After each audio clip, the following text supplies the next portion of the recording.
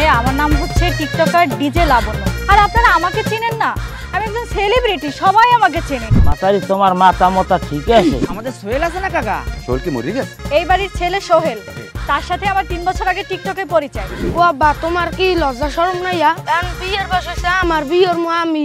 এ সামনে ফাজিল রে, ফোন রাখ। ফাজিল জানি কুমার গো, খালি চালাকি কথা কয়। ছাটা তো পড়ছে আমার মাথায়। তোমার মাথা ঠাটা পড়ছে মানে? তাহলে কি ঘটনা কি ঘটে গেছে নাকি? এ ভাই এই আনমে আমার হেডাম সম্পর্কে তুমি কি জানো? টাকা পয়সা আছে কয়টা লাগবে? আপাতত 1050 লাগবে। কত? আমি বড়াই দেব।